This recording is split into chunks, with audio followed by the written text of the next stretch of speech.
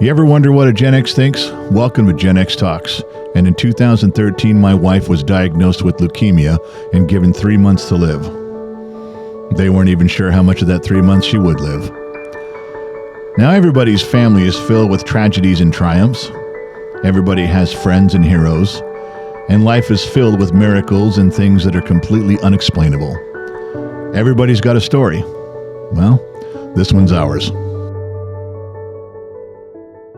Please indulge me for a moment as I try to unfold the preamble to this story, if you will.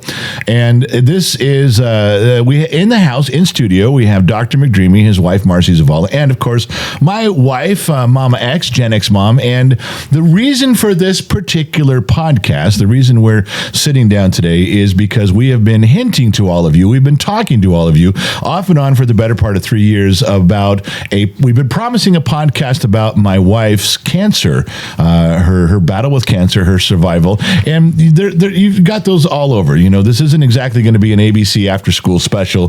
This kind of hits some hard notes, but there was more than one, but two absolute in-your-face divine miracles that happened along the way, and the intervention of the certain people that God placed in the right place at the right time was just, if you don't believe in miracles, if you don't believe in the Bible, then you're allowed to use the word uncanny. It was uncanny timing. It was very fortuitous. But if you believe in God, if you believe in a higher power, then you're going to be nodding your head and raising a glass going, I know exactly how those people ended up where they were. So I'm not even sure how to begin the story, but and I'm not sure if I can get it all done in one podcast, but I want you to be very clear so you're not wasting a lot of time looking for comedy, looking for levity. You will not find any in here. This is going to be a very serious story because you guys have asked, I can't even, thousands of emails over 3 years. So I'm going to just let you guys know this is a true story. This is a story that, as with all cancers, as with all illnesses, it affects everybody. And I'm going to kind of bounce around. I'm going to try to keep it in a chronological framework, but I promise you I'm horrible at that, and you can blame me. And so as I bounce around, I will try to give you context on where in the timeline these stories take place. And I'm going to begin at the end. And I want to tell you that when we, at the end of all of this, after she survived, she's here. But at the end of all of this, the Cancer Society and the Leukemia Society was asking my wife to talk and give speeches. It was just an incredible thing that she went through, as was with so many people.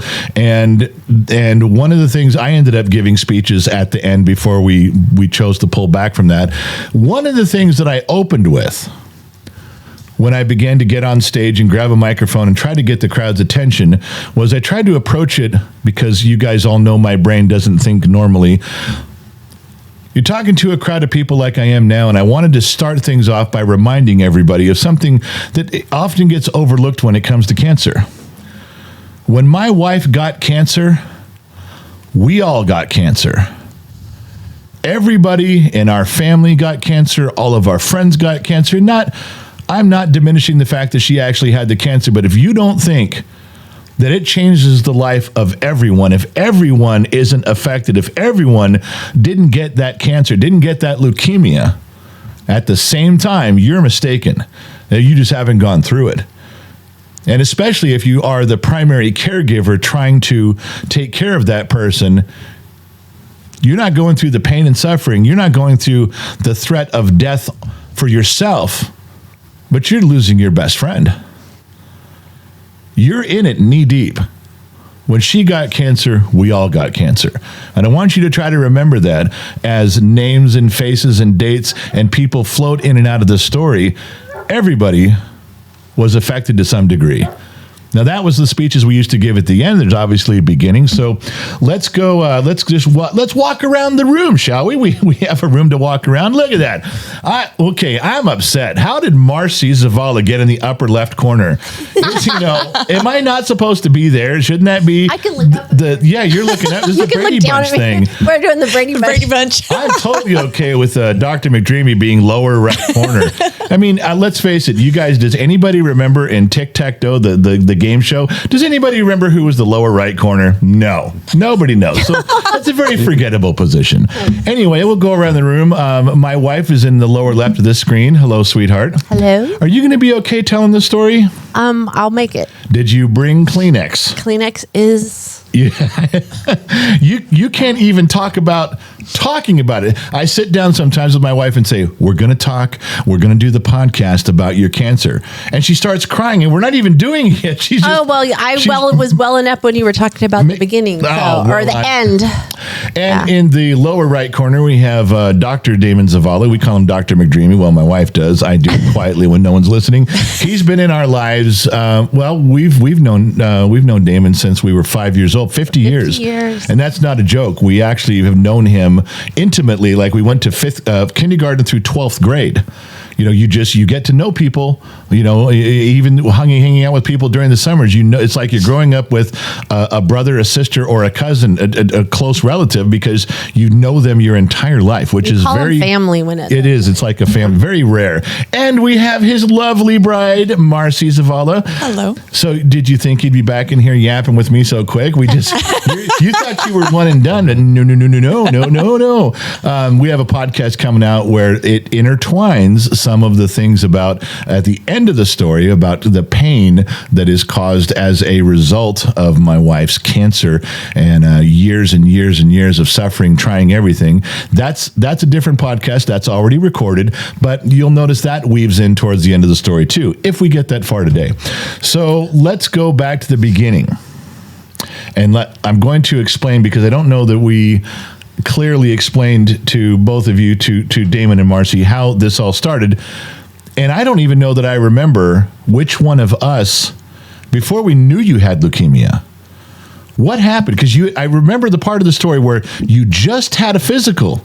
Yeah, I know. You just went in. So tell me that part. What? How did you first even know there was an issue? I want to go back to the part where I had Gen Z kid, Briggs, when I was 37 years old. And when he was born, I promised myself I would do a physical every year around his birthday. So from the moment he was born, I did a physical. And for some reason, in 2013, it got delayed, or 2012 got delayed till March. So March of 2013, I went in and had full blood workup done and everything came back. Complete physical. Yeah. Blood work was absolutely perfect. Over the summer, we had a house on the coast that we were helping build and things like that. And the kids were going back to school. And usually with 8 kids, somebody brings home something of a cold or something. And that's what happened. It traveled around our family. I ended up getting it. During this course where I was fighting this cold, we went out to the coast. We were building a deck. I couldn't even move lumber from the front of the house to the back of the house without losing breath. And I thought that was really weird. Then when we got home, I couldn't even run up the stairs with a laundry basket because I was out of breath. I'd have to get to the top of the stairs, put the laundry basket down, get my hands on my knees, and just out of breath. All right. So I knew something was wrong. Ended up, they diagnosed me with a sinus infection. Who? Deanna. So you went back home. I went back home, went to the doctor. They diagnosed me with a sinus infection, went on antibiotics, did a round of antibiotics, didn't feel better. They gave me a second course of antibiotics. So now we're talking end of August. And I still wasn't feeling good. I ended up having, at the very end, were these red bruisings, like bruises at my lower extremities. This is where I come in, because you came and showed me those bruising on your legs. And there was 35. There was a lot. I mean, there's no way you bumped into things 35 times. And at that point, I was extremely tired. Like, I could barely keep my eyes open. But you weren't in any pain. No, but I kept moving because I'm a mom of 8 and you just keep pushing, but I was exhausted all the time. All right, so then let's go over to the resident in-house doctor for Gen X Talks. Damon, what was the bruising from and why? I mean, she says it looked like red bruising. I'm telling you, to me, it looked like just regular different shapes, though, but they were all over her body. There was 35 to 80 of them within 2 days. Yeah. So knowing I already know the ending. So I kind of, I'm thinking about this, and we were just talking about this earlier. Your platelets were low. And you said that was something that they noticed early on with the lab tests and things. Yeah. Well, that's called petechiae, and that has a certain appearance to it, and it's not bruising like you guys are going back and forth. Well, it was kind of like a bruise. Well, it was this color, it was that color. And that's what petechiae does. It kind of changes. So that's what I'm thinking it was. I wasn't brought into this situation. You guys didn't let me into this. Is odd. Since you're here is why I'm asking, Right. because I never did ask, and who would care at that point once you find out you have cancer? Who cares? About that stuff. You just want to get it fixed. But now that I'm past it, I look back and go, that was weird. What causes? I mean, why did it pick those spots? Did you bump yourself in those spots? It sounds like it had nothing to do. It was just random selection of where they go. Yeah, and we have to say it was from the knees down. So it wasn't like my whole leg, it was knees down when I noticed it. So that's when I knew that. I feel like it was all over. I feel like I remember them being on her back, but maybe I'm not clear on that. I knew at that point that there was something seriously wrong. So I remember you went into Deanna and said, I need a blood test. I demanded a blood test. Right. You went to the doctor and said, I want a blood test right now. I'm not waiting around. And that was on a Monday. So they did the blood test. They still weren't sure what it is. And within 24 hours, I know exactly where I was when I got the phone call. So within 24 hours later, I had picked up our son at football practice, was driving home, got the phone call from the doctor. I pulled over onto the side of the road, and our son was in the car with me, and I picked it up, and it was the head doctor of the medical thing. And he goes, where are you? And I said, I'm in the car. And he goes, are you pulled over? I said, yeah. He told me, he goes, I want you to go home. You have leukemia. And it shocked the hell out of me. Like, what are you talking about? They told you that over the phone? Wait, maybe they didn't. I'm sorry. No, that is not No, they what just happened said, at all. you need to come in the next You day. need to contact your doctor right away. We are on the phone with doctor. He said you have to be in the office the next morning at early in the morning. Okay. Then he told me to go home and go to bed and rest. I was like all for it because I was so exhausted. So we went, you and I got up in the morning, we took the kids to school, and we went over to the doctor's office. Right. And Deanna was my... primary physician. Yeah, she came in. She said that the main doctor had to come in and tell me, and he told me I had leukemia. Didn't know what type of leukemia I had at that moment, but all signs were showing that I had leukemia. There was a brief pause when he said that dude was in and out. He's like, you got leukemia, and out the door he went. Yeah, and then Deanna was there, and there was a pause for about 12 seconds, which felt like 2 hours. And then she said, it's not a death sentence. That was the first words out of her mouth, which was good because you're holding your breath. You don't know, you're waiting to hear the next part of that. After that, she said, you have to get into an oncologist right away. She goes, the sooner the better. She goes, you can't make an appointment for 6 weeks from now. You need to go right now, like today. And I guess she was worried that she wanted to know if we had a PPO or an HMO. She goes, I'm worried if you have an HMO, that would take a long time to get in. To get an appointment. I said, no, we still have the PPO. She goes, I'll be right back. She left us alone in the room. She walked out. She was gone for a little bit, came back in and says, you are not going home. You're going right over to an oncologist here in town called Dr. Wynn. Right. We didn't even hesitate. She didn't even send us home. No, She goes, we go drove right straight over there. And I guess he had got the information over the phone and said, I'm sending this, do something right now. Now I'm a little fuzzy on what happened. Did he read your blood work? Did we do more blood work? I didn't know. What did we do? So we got in and he went over he confirmed the diagnosis. He told us, but now we had to determine what type of leukemia I had because there's so many different types. He said, I'm going to do a bone biopsy on you this afternoon. It was very shocking. In his office. I didn't know you could drill in and take a bone sample from someone on the side of the road. Can you explain exactly what he did? Like, have Damon explain what a bone marrow biopsy is. So I used to be the doctor. It was me and one other doctor for a renowned hospital in Reno that did all the bone marrow biopsies. That's what we did. Wow. So it's a pretty kind of brutal if you're looking at it, but they're face down. You were face down. It's on her side. On their side. Okay, mostly it's face down. And so I'll put music on. I'll give you some medication, kind of like a cocktail, just kind of relax you. And you numb it up. And then you go in with this big bore needle. It was a bore. Big bore He was needle. there. I watched. He watched. And for some people who are larger, this thing's about that long. Yeah. And I've had to do that for some, but you put it in and you get a sample out, and then you get in and aspirate. So it's two parts to it. So you get out and get a core sample of the bone marrow, and then you actually get the marrow out, which actually hurts. I don't know if you remember that. Oh, it hurt. Once they pull that out, it's like a tight squeezing type pain, really sharp, but it only lasts a few seconds. But they had to do two. They did one on each hip, so they'd roll over and do two.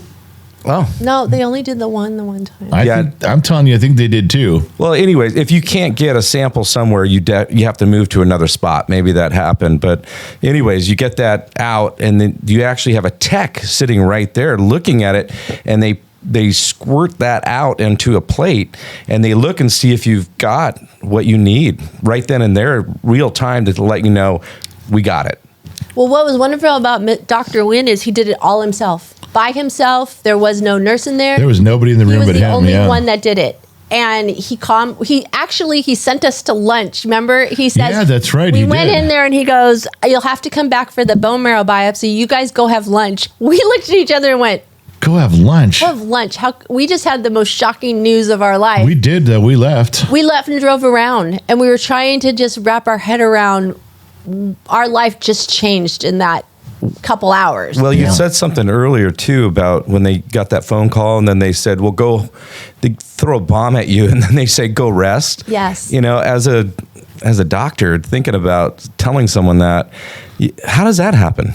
I didn't sleep well at all that night. It was so much was running through my head because all the kids and you and my husband, and it was not a good night, but I wanted answers. Like, I was ready to figure it out. But we drove around, we came back and did the bone marrow biopsy there.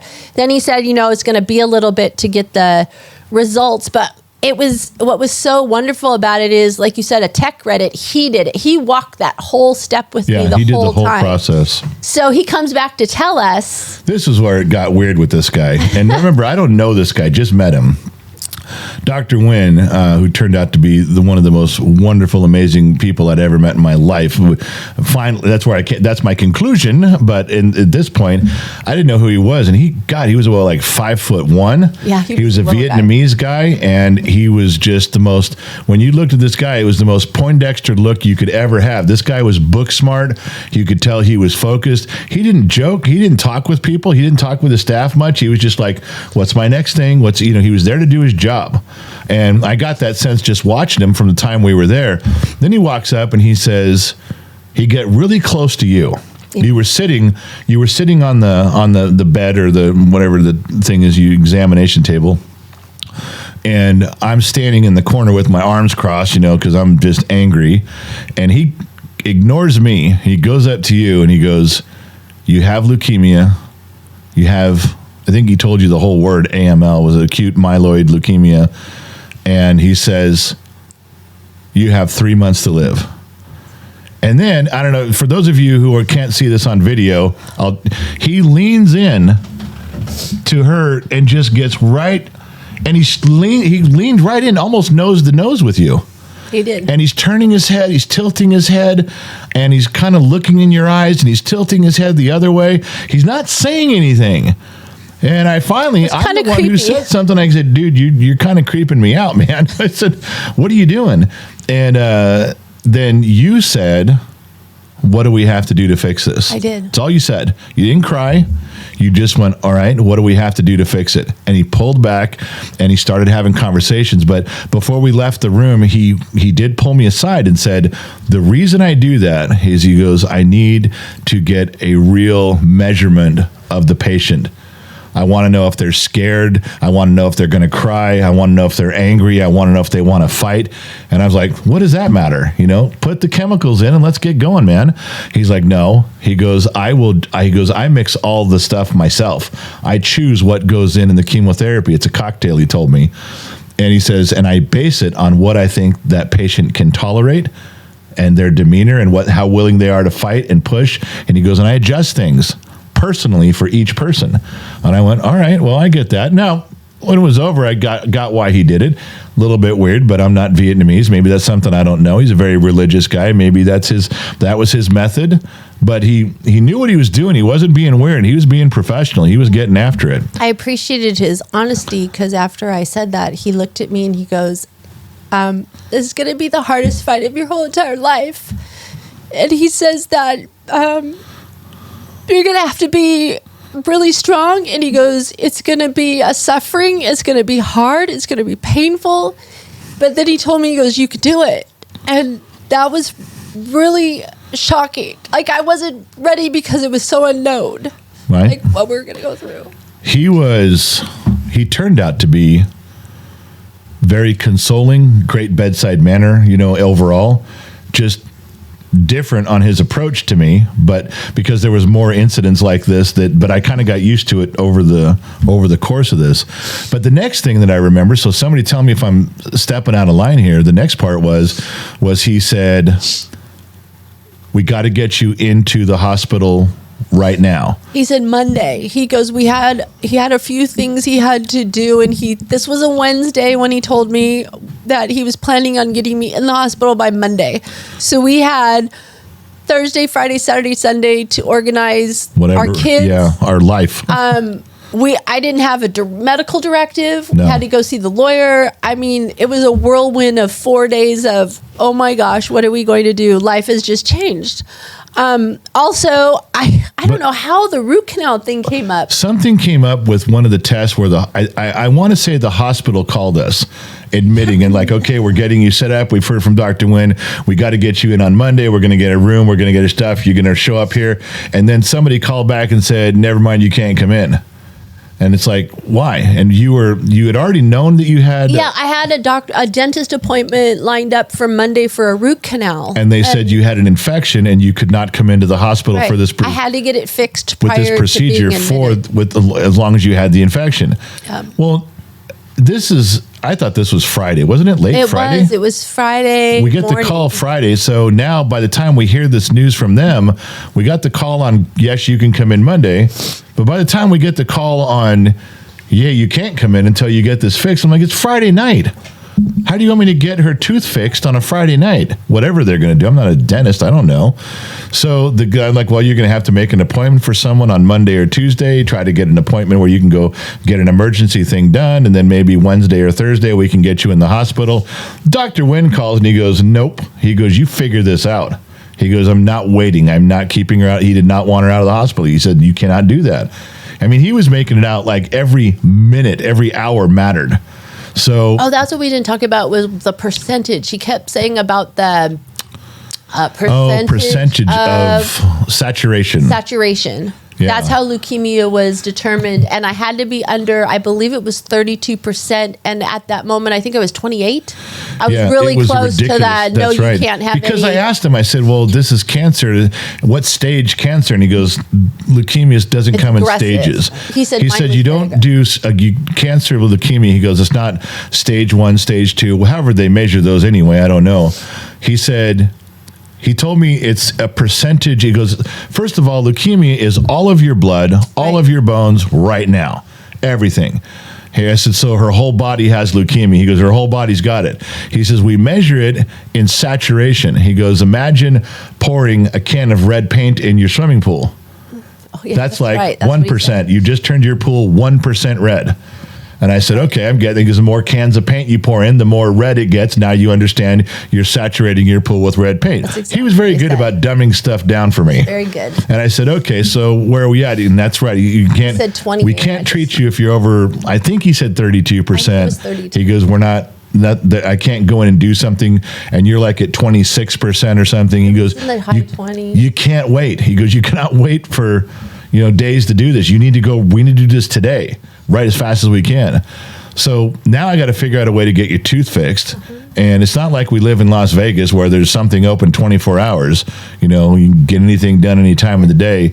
But I've been working on cars. I had an automotive shop for years here in town. A lot of doctors and dentists and lawyers and judges and people, high-end stuff, because we did a lot of BMW and Mercedes Land Rover work.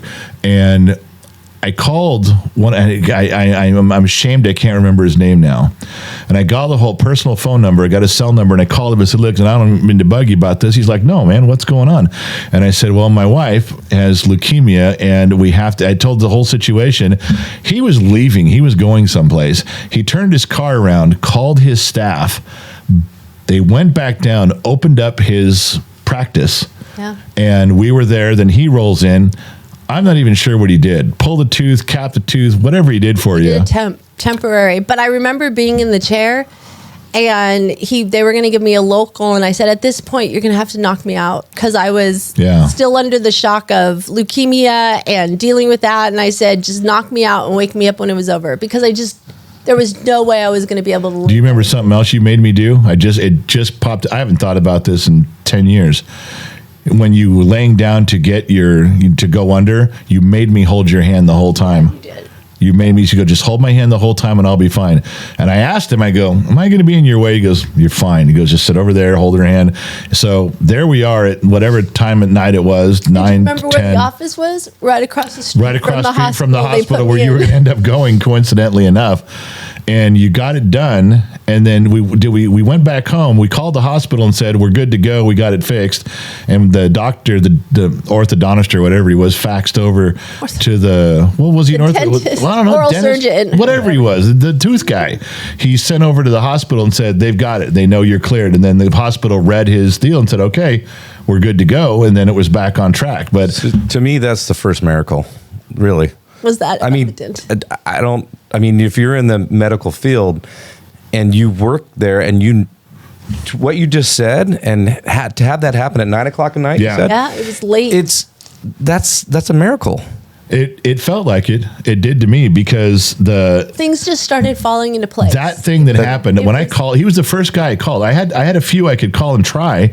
I mean, I was their mechanic, and we were really good friends. We had great relationships, but we weren't exactly guys that hung out on the weekends and had barbecues and beers. We were just solid. We were good with each other. And when I called him, I felt like, dude, I just got to ask you this. And it was no hesitation. His car around that second. Yeah. Called his staff and said, everybody come back to the office right now. Not even, he never sent us a bill for that. He never gave us a bill. He paid his staff, paid his stuff. Because we said, we're like, we don't have any cash on us. Remember, we were like, it happened so fast. We're like, it's Friday night. We can't go to the bank. You want a credit card? Like, I do know that I made it right with him working on his car. I mean, it's really easy you as a mechanic, you can give back thousands working on a car, just like he gave me thousands doing on that. I remember later on doing stuff for and I tried to be over. I tried to give more. I remember that feeling, but that was just so grateful. That you're right, that might have been the first miracle. Yeah. But he's the first guy I called, and he said yes, turned his car around, and there we were. So, I'm in concierge medicine, and that's what I try to make happen. I couldn't make that happen. No way. Well, so what happened next? He gave us the plan of what was going to happen when I went into the hospital. Right. The plan is that I was going to leave my family and my kids for 30 days and go in isolation into a hospital. That I had to wrap my head around, because when you say isolation, it was a room all by myself for 30 days going through this. Right. It was just God and I through this whole thing. And so over the weekend, we had to tell the kids. Before I went into the hospital, we sat down and had to tell the kids. I don't remember that conversation. I do. I remember other conversations with them about this, but I don't remember. Well, we had to tell them we told them I was sick and that I had to leave. We had to tell them that I was going to the hospital. I do remember all the kids coming up to me that weekend individually, kind of sneaking off to me going, all right, I know what you told everybody else, but come on, give me the lowdown, Dad. What's really going on? Every kid did that. I know, but we really didn't have details, because all we knew was that I was going into the hospital for 30 days. I know. And it was going to be 7 days of 24 hours a day chemo. I just remember something I told him. What? I remember sitting there going, listen, we got good doctors on this. Mom's going to fight. We got a good shot at knocking this out. We're going to be okay. But I remember telling them we got good doctors, we got good medicine, we're in a good spot. And I remember the mood kind of everyone quit, all the kids kind of quit holding their breath. They were waiting for that bedside manner, you know. Yeah, they were waiting for mom and dad to go, we got this. Yeah, so I do remember, now that we're talking about it, I'm remembering we did do that. But so we get through the weekend. Yeah. You got to check in. Monday morning came and the kids went back to school. Yeah, I didn't send you in a cab. I drove you. Well, no, but we waited all day for the room to be opened up. And I think that was the worst part, was the waiting. I was ready to go. I woke up that morning like, let's go. And ready to go. But they made me wait all day. So I was home by myself. And because you went off to the shop. And I remember being scared and not knowing. And I just had a long talk with the Lord out loud, walking around the house, and said that, you must think that I can handle this, Lord. I go, you wouldn't have put me in this spot if I could handle it. And we had a long conversation. I remember sitting on our stairs. And it wasn't a long conversation, but at that moment after I just prayed, I just felt this calming, and I knew at that moment that I was going to be okay. But I had a long road to get through, a long, challenging road. And for some reason, the rest of the day was okay. I mean, I went about and did my normal stuff and took care of me and waited for that phone call. And then we got it late and we had to go check in. And then the process of just onboarding into the hospital took forever. Do you remember? Yeah. Asking all kinds of questions and just getting into my room. And so was that when I made the joke with the ladies about we're here, we've made a reservation? No, not yet. Okay. It was sometime else. So I get into the room and I saw the bed. It was a one room. Nobody else was sharing the room with me. I saw the bed and I refused to get in it. Do you remember when I did that? I refused to get in the bed. I said, I'm not going in there because I'm not sick. I refused to say that I was sick. And I sat there and the nurse said to me, she goes, what's wrong? And I said, well, I'm scared. I said, now I'm remembering when you are arguing with the nurse about it. I said, the unknown is scaring me. I don't know what's going to happen. I said, if I get in that bed, that's admitting that I'm sick. And I wasn't sick. I said, I'll sleep there. But I said, I'm not going to spend days in that bed. And she talked to me and called me and told me that they would be there. The nursing staff would be with me the whole way. I said I was scared of getting sick and vomiting. I said I didn't want that. I didn't want the pain. I said I just didn't know what was going to happen. So, well, we did get you checked in and the process started. You guys got to remember too that from my perspective, I had to, speaking about that first day, I had to get all the kids off to school. Then I had to go down to the business, open up the shop, talk to the customers, get all the mechanics lined out, and then I can leave. I still have a business to run. I have to have income. I can't not feed my kids. We have to eat. We have bills to pay. So I had to balance out what I was doing. It was not my first choice, leaving her alone, waiting for the hospital to call. Turns out that worked out well because you had your conversation with God and things moved forward. But that's the way a lot of this unfolds, is me taking care of the kids, running to the shop, then going to the hospital to check on her, then going back to the shop, then going home, getting all the kids home from school, 8 backpacks, 7, one kid was moved out, 7 backpacks, 7 things from all the teachers, and do your chores, here's dinner, then back to the hospital to check on her. I didn't have the luxury of just sitting with her all day long. There was just functionally, logistically, there was no possible way to do that. And this day showed that this was going to be the beginning of how things were going to go to some degree. So what happened then? Because now I don't remember where we are. We're checked in. Dr. Wynn came in that night and told me that they scheduled me for surgery, which I didn't know. Surgery the next day to put in my Hickman catheter. Oh, yeah. And that's where I wanted Damon to explain what the Hickman catheter. Yeah, I don't understand. I had a 2-prong Hickman catheter that they put. Yeah, so it's basically a port in order to get, because if you imagine how many times you're going to get stuck in your arms and you're, getting blood drawn, and it's going to be a lot of that. And stuff going in too. Yeah, stuff going in. You can't use those smaller veins to get the chemo in, and that's why they have to use a port. Yeah, larger. They took my blood. It goes right into your heart. Yeah, they took it. They gave me my chemo in there. They gave me the platelets. They gave me blood. Everything went through there. Right. All the time. So Right. they did that the next day. And then after surgery, they let me rest. So now we're talking Wednesday, and Wednesday evening is when I started my chemo. I remember, Marcy were just there reminded me too, when we got you settled in, I had to go home. So I go home to the kids, and I remember sitting them down, and I was trying to find a way to, first of all, you got to be strong the whole time. I could never cry. I could never be upset. I could never be angry. I had to have a poker face, like everything that was happening is going exactly to plan. And that's how I knew I wanted to do that. But I was trying to find some way to focus the kids or rally the kids, and I couldn't think of anything. So I came home, sat them down. They all wanted to know how mom is, what's going on. I briefed them real quick, and then I just blurted it out. I said, listen, I told the kids, I said, you guys, they're all looking at me. We're in a circle. I said, you guys want me to take care of mom so she comes home. Then you need to leave me alone. You need to behave yourselves. I don't want you acting out in school. I don't want to get a call from a teacher. I don't want you to get in a fight on the way home. I don't want you guys fighting with each other. I said, if you guys cause me problems, there's 7 of you. If you guys cause me problems, I'm going to have to stop taking care of mom and then come deal with you.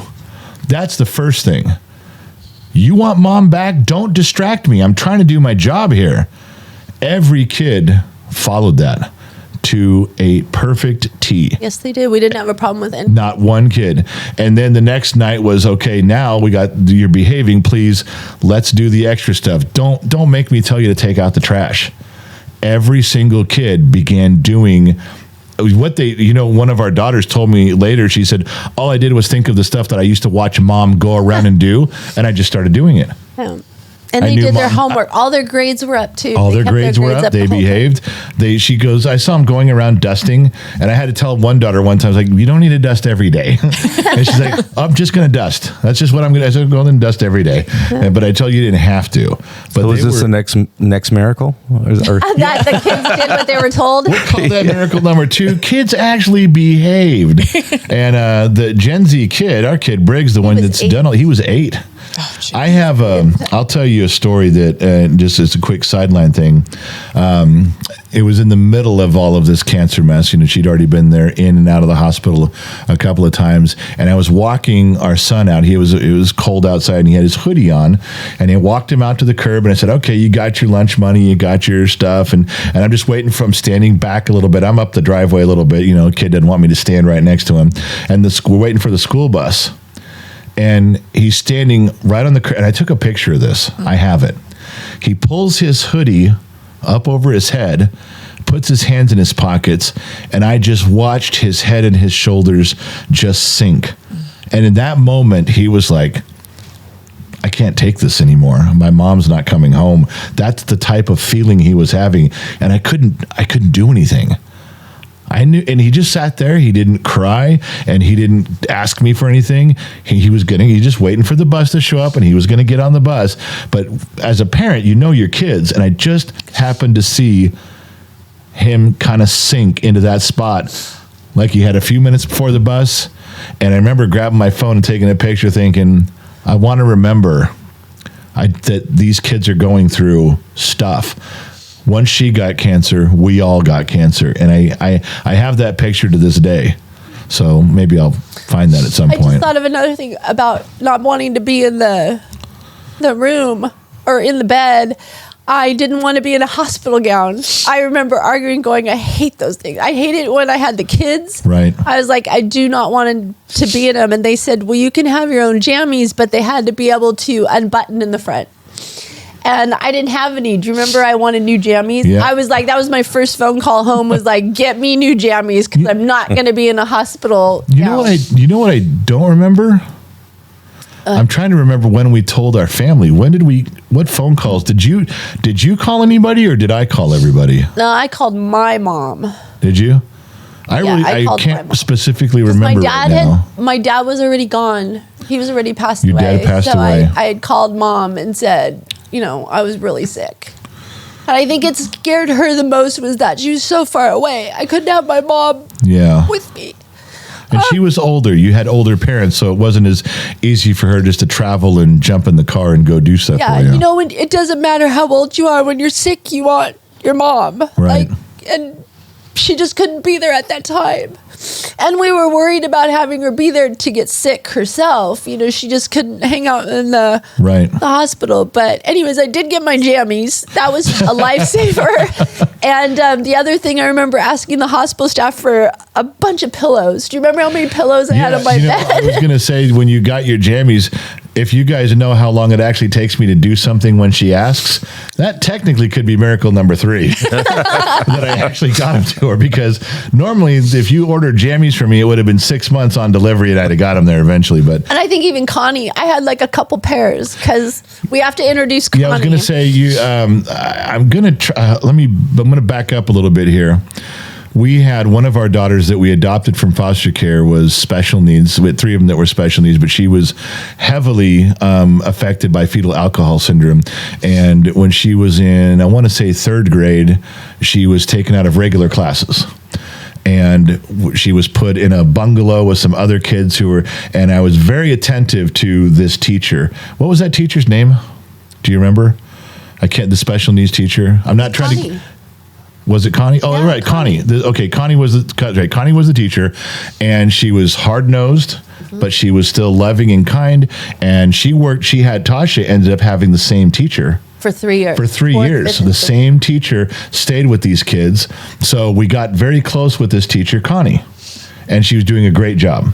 No nonsense sort of woman, very practical, very smart, great educator, knew each kid's individual problem and helped them tremendously. Deanna, we'd mentioned Deanna was my wife's primary care physician. But she took care of Gen Z kid from the day he was born. That's been his doctor. So now this woman has been in our life 10 years, 8 or 9 or 10 years, the doctor.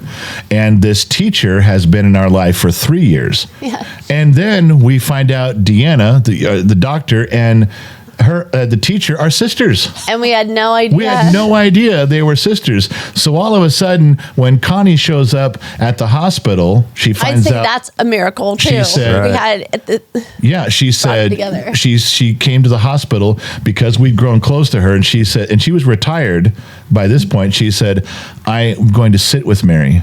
She sat with my wife every single day she was in the hospital. She'd go out in the waiting room. She'd sit in the room. She was attentive to her every day. She called her guardian angel. I did. Because this woman, without being asked, showed up every day. You're talking how many days were you in the hospital total with all this stuff? 90 days off and on over this thing? She didn't miss one. She was there every time. Her family was set on aside. She got stuff going, and she'd drive across town, and she'd go in there, and even if Mary was unconscious, she would sit the entire day, pack up her things at the end of the day, and go home. Yeah, she read me all the mail that came to the hospital. When I couldn't get out of bed or eat, she fed me. I couldn't be more grateful for her. That's why I called her my guardian angel. And she would in turn call her sister and say, here's what happened today. Here's the progress of today. Because Deanna wanted to know, how did she do today? What happened? So that was a weird dynamic. What are the chances that you would become close to this educator, this teacher for special needs, who turns out to be the sister of your primary doctor, who then decides on her own she's giving up every day you were in the hospital, she'd give up that day to be there with you. But she also not only took care of me, do you remember she came to the house and took Jade out because she had a choir concert and took her out to go get the stuff that she needed for her choir concert. She went and got Megan ready for her formal.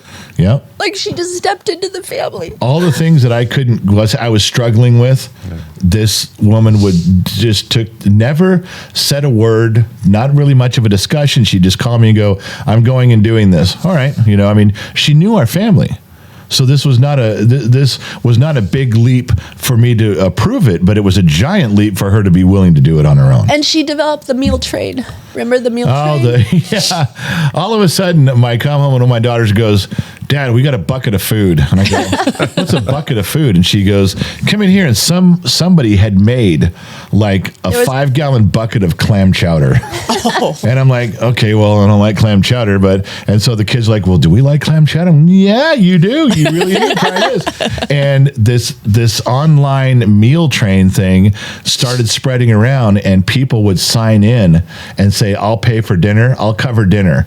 And so they'd write their name in there, and it would turn it blue or green or something. But Connie's the one that organized it and made sure it all came. So now, as soon as that happened, any friends or relatives, people in the church, anything, people could go on there and go, yeah, I'll order Kentucky Fried Chicken for everybody for that night. Most of it, I will tell you, most of it was homemade stuff. Yes. The ladies would go and make something, a whole meal. And I'm like, you sure you know what you're getting into? There's a lot of us here. This isn't a family of 3. Yeah. And they brought in, casseroles and plates and buckets of stuff. I remember a lot of it was covered for the dinners. A lot of the dinners ended up getting covered. Yeah. So we're into my first week of chemo. Like I said, it was 24 hours a day, 7 days a week.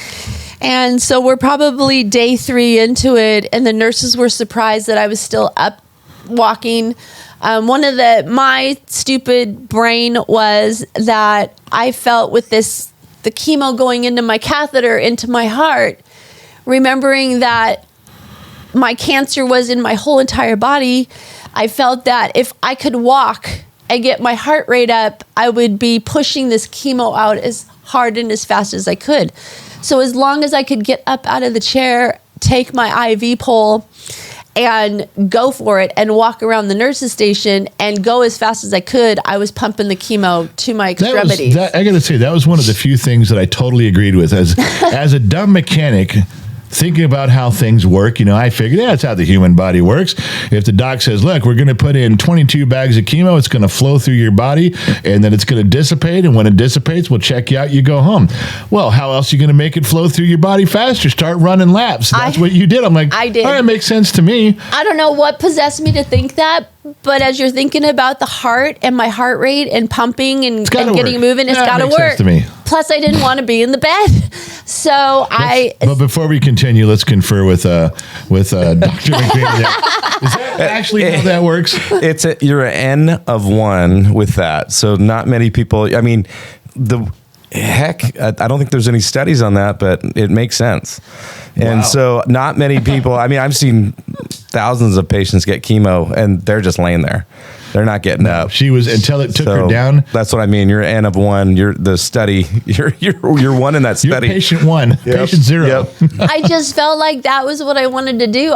Because he told me we had to get it to the tips of my fingertips, to the tips of my toes, and I'm thinking, how am I going to get there to get that through my whole entire body? She did it all the time, because I'd walk in and look in the room, she's not there, and I'd say, "There's where's my wife?" And she'd go, running laps, and then so I got to go find her because she's going around 2 different circles of the nurse's station. But yeah, so I just kept running laps around the nurse's station, just kept going and going until I got tired, and then I'd go back into the room and I would have lunch. That's a woman who really didn't want to be in that hospital. No, and then after lunch, I'd get up and go do it again. I am not a person that sits still, and this 30-day challenge was going to be a challenge because I'm not used to that. And I'm an outside girl, and they weren't going to allow me outside the hospital. So I knew I had to live in a hospital for 30 days, and that. All right. So we got you to the end of the 30 days. You made it through. Well, wait, we got to talk about how we crashed. So what happens when... You finally laid down. Because that's when I want Dr. Dreamy to come in and say what happens when... All right, go ahead. You finally crashed. So about day 14... it finally hit. It's like hitting a wall. My platelets dropped, my white blood cell count dropped, my red blood cell count dropped. You literally are, I call it like dead but alive. That's how it felt. Like you laid in your bed and it took me forever just to try and open my eyelids. All right, well, if we're going to go down that road, then let me, I had a dumb mechanics question for the doctor. I said, because I didn't understand what chemotherapy was. In fact, one of my questions was, why are we doing this here in Bakersfield? Bakersfield cannot be the hub of the can't be the heart of, medical academia. Why aren't we in UCLA? Why aren't we down at Cedars-Sinai? And this short little Vietnamese doctor looked at me and said, listen, he goes, chemotherapy is a bag of cocktail of poison that I mix and I hang it on a little hook and I put it into a tube and we put it inside of her. And I said, okay. He goes, well, where do you want to hang the bag? You want to be down in UCLA hanging a bag? You want to hang a bag at Cedars-Sinai? We can go to Frisco. You want to go to San Francisco and hang a bag? He goes, it's going to be the same bag on the same rack. And I went, well, all right. You didn't need to make me feel stupid, but yeah, I get what you're saying. And he goes, it's better to do it here because I'm close. And I went, okay, all right, never mind. Never brought that up again. But here's the way he explained to me on how chemotherapy attacks cancer like leukemia. And because I asked, I said, I didn't understand if all of her body, all of her blood, all of her bones was saturated with it. I said, how do you get it? How do you, and I'll tell you when I asked him the question, there's something I didn't bring up to you, doctor, and it bothered the hell out of me. And I didn't tell her at the time. I've told her since then. But he said, imagine you're standing on a white sandy beach and there's billions and billions of grains of white sand.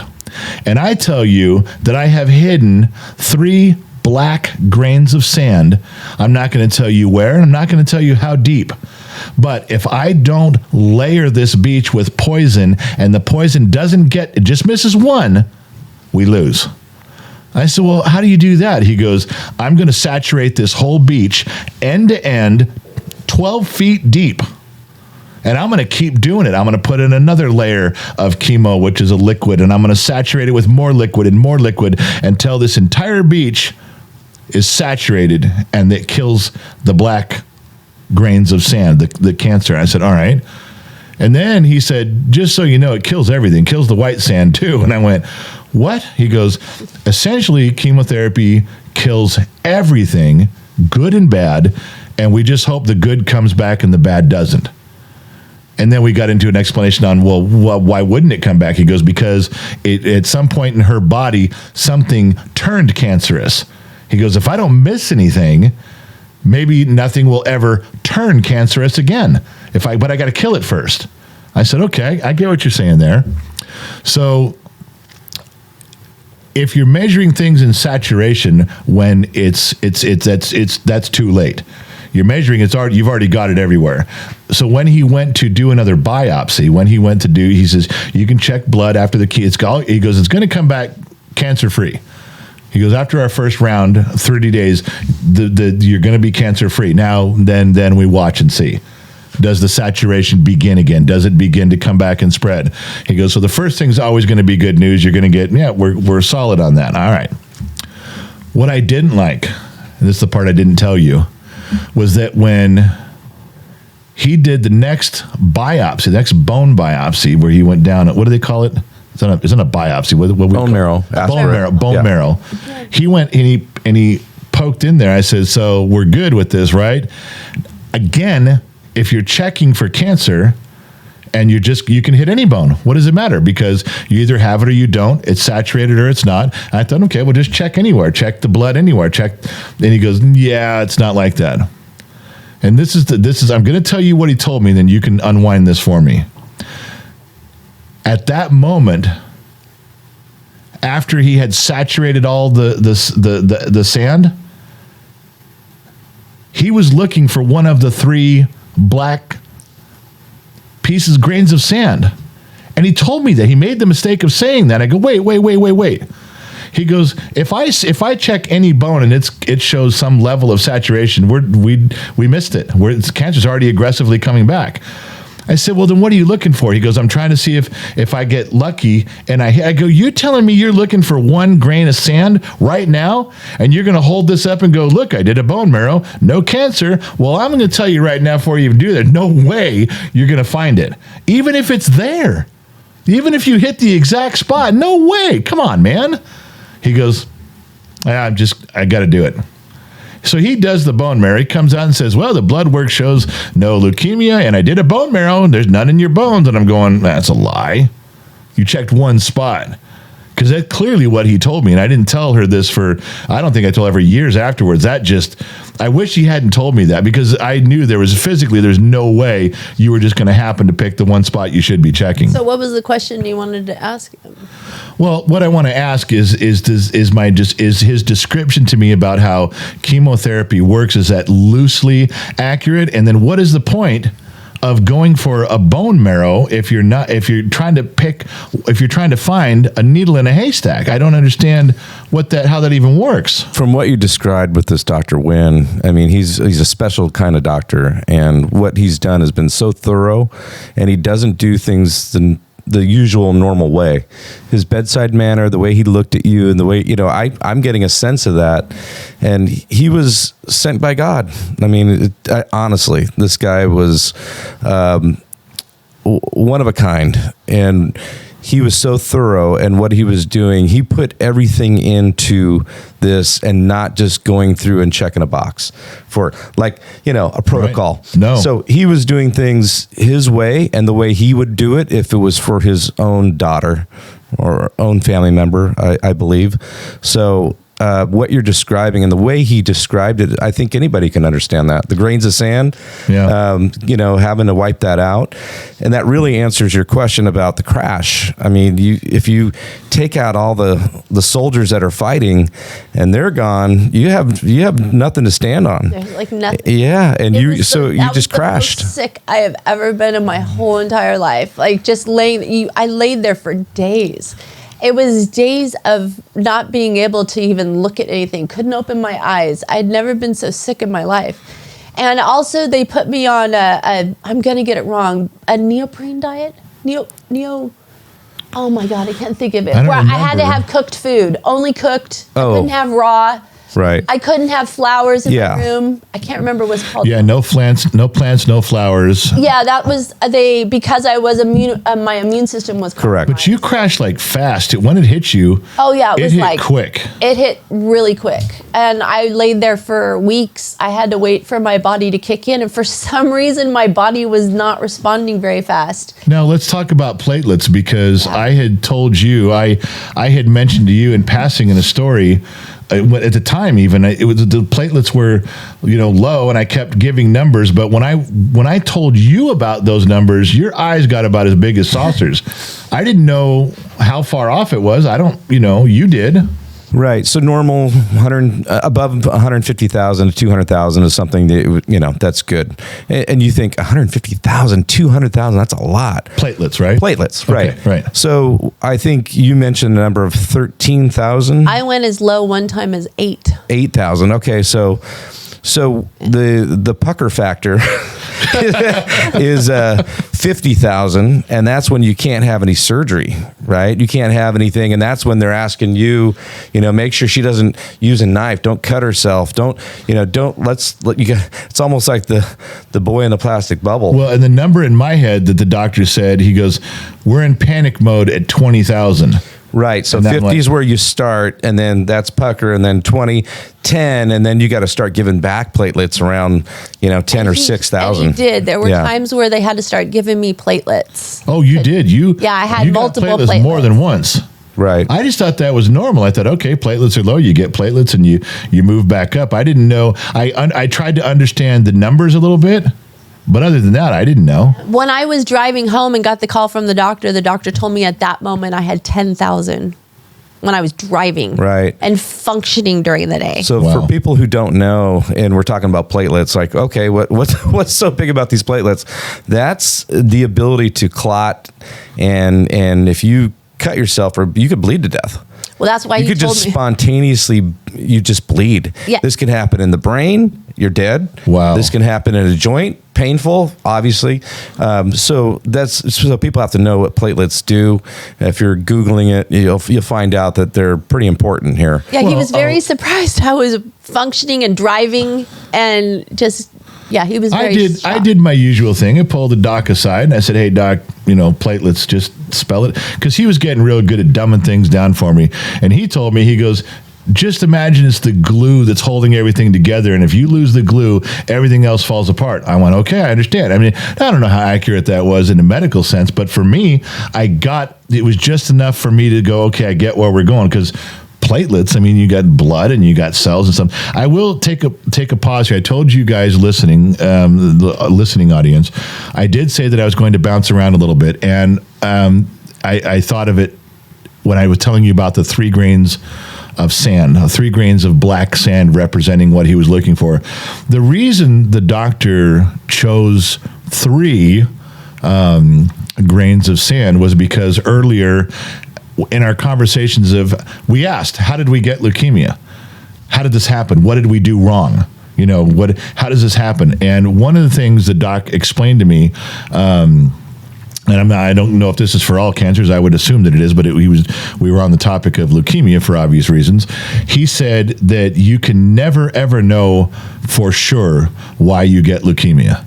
He goes, you can guess, and you might be right, and there's some things. He says, but do you realize that everything in America has a cancer warning that may cause cancer?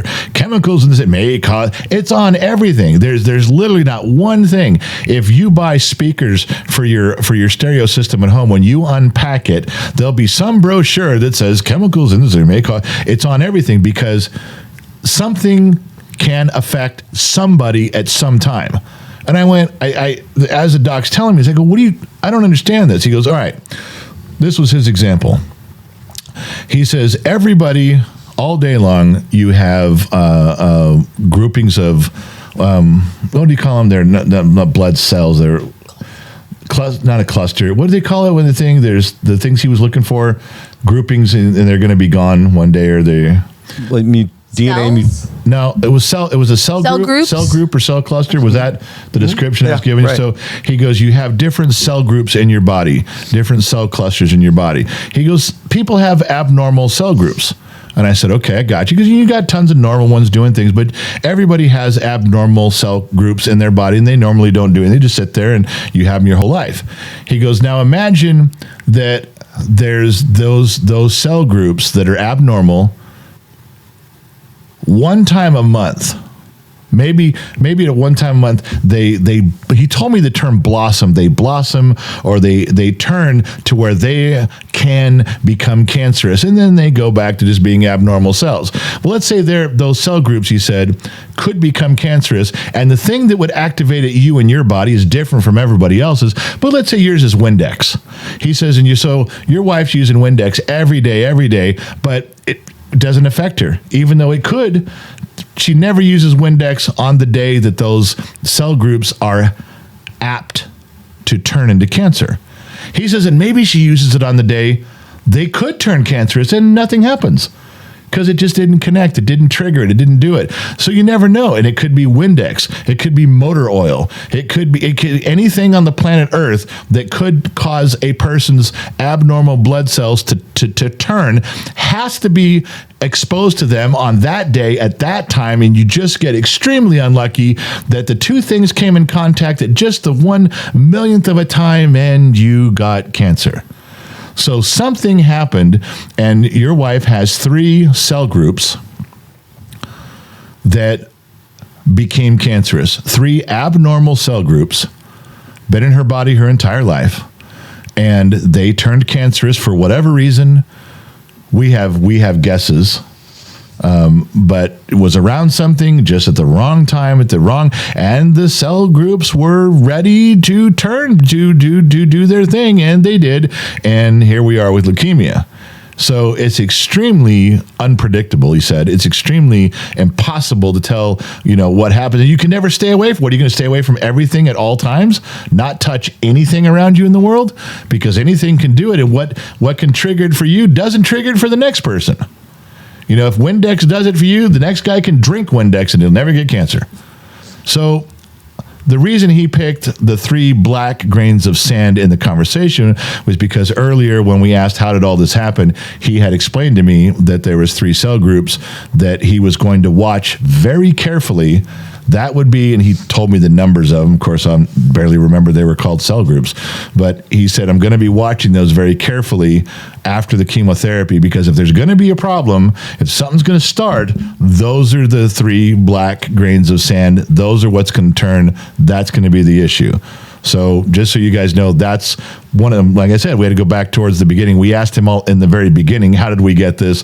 What happened? And well, now you're caught up on that. And that's also why he quickly used 3 black grains of sand. All right. So now where are we in our timeline? So now I'm in the middle of crashing, waiting for my body to rejuvenate the platelets. They want your body to rejuvenate the platelets on their own, and the red blood cells and the white blood cells. And during this time is when the pain happened. I had never been in so much pain around the clock as then. I'm not exactly sure what caused that pain, but it was severe joint pain, bone pain. So it was round the clock pain medicine, and I just couldn't eat. They were giving me medication for the nausea. I can say that I never threw up because they kept it under control. I was so grateful. But the thing I survived on was that Connie bought me fudgesicles. Yeah. Remember that? She was able to put the fudgesicles at the nurse's station. And I think I ate fudgesicles around the clock for days. And that was like the highlight of my day, was what I was Now look at that as a side note too. So there's Connie figuring out what she can have and can't have, leaving the hospital, buying it, bringing it back, driving all the way back, walking up those stairs and turning, as I'm still trying to keep the business and the kids and stopping by when I can. Connie was there every day. Yeah. And that's just another example. Also during this time, I got to start explaining about my room. So the way my bed faced was I faced this main wall. My right side had a big, huge window, and the left side was the door. So you have this big, huge wall in front of me, and mail and posters and pictures started arriving. Yeah. And so as I'm laying there looking toward the wall, the TV, Connie would be reading the stuff that came. And she ended up posting everything on the wall in front of me. She taped it on, and they let her do it. Yeah. They let her have the mail. She opened it. Well, you saw the cards, Marcy. Oh, yeah. And read some of that stuff in there. You know, there's a mound of them sitting on the table. Yeah. I wondered when I walked by the table this morning, I'm like, I didn't notice that, but you guys had, hundreds and hundreds of cards that she had kept. And at the hospital let her tape those to the wall. So by the time you walk in there, eventually you get to a point where you walk in there and one whole wall, and now we're starting down another side, is just cards and posters and pictures. And sometimes you'd put up the little letters if they were, really and there was pictures of us, like of some people when we were in high school. And high school. This someone was like 20 years later, or 25 years later. Someone showed up from Village Christian High School. Quite a few people did. And I didn't know who it was. And they were married. And like, you don't remember us in school? I was this guy, she was that girl. We ended up getting married. And we heard what's going on. Like, it was Daryl Hill and Lori. Yeah, they both I was struggling, and I knew the names. But at the time, I'm like, man, I'm just not placing you guys.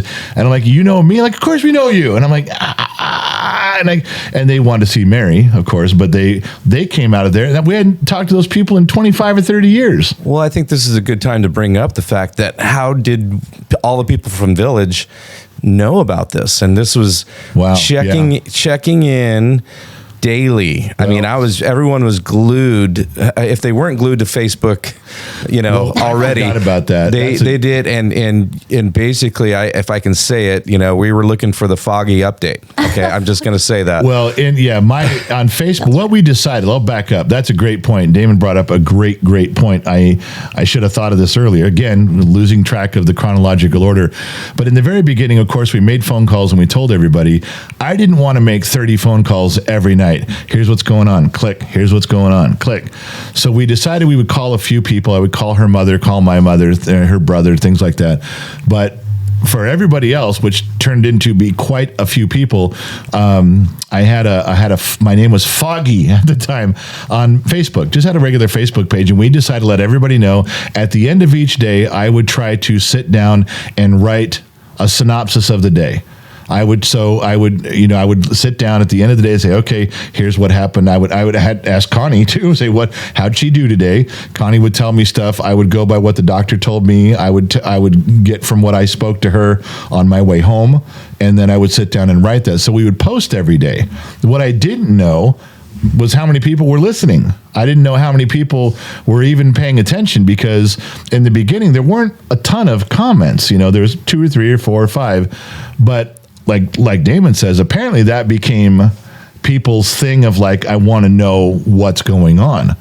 So I'm glad you brought that up, because I forgot to tell people in the very beginning, right away at the first day all this happened, we decided few phone calls, but a Facebook update every day. That's right. And that started this. Well, of course, all the people you knew, all the people praying for you. But again, Village, and you've mentioned this before about how unique, I guess, our situation is, and how we kindergarten through 12th, and just a family. You said it already. We're basically family. So when this is happening to us, I mean, it's one of everyone. Right. So we're plugged in. You get this prayer chain going for, Village, and, I'm not just, everyone was involved, but you just had an army of people. And I think that has to be said. I mean, this is really part of your journey, and how I think this had to come out at some point, just that this was no accident. This was, I hate to say it, orchestrated, but how it had to play out. But yeah, so we're checking in. I'm, of course, being a physician, trying to read between the lines, and then, checking in with Foggy, through text, like, okay, what did that really mean? What's going on? And so, yeah. That was when he brought up the prayer warrior thing. I know there's prayer chains, but how many people really pray? I bring that up in the live stream sometimes, and people say, well, I'll pray for you. And they do that, and someone will say, I'm having a problem right now, and 6 people will go, I'll pray for you. And I call them out. I go, really?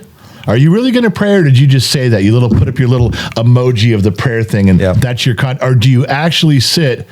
Well, they started asking me. I go, yeah, if I tell someone I'm going to pray, I actually stop and I talk to God. I say, look, I know you don't owe me any favors. I know you've been taking care of me, but this person's better than me. If you're going to save someone, save this person. I'll actually take time to have a conversation with God. I don't just write. And so when these prayer chains came along on Facebook, I thought it's just, we have 300 people praying for you in our church. Yeah, sure you do. No, 300 people started emailing me or commenting, or we all prayed and we had a discussion tonight, and someone asked about this and someone said something. These were real people having real conversations and really praying, and it got into the thousands, because it was either North Carolina, I think it was.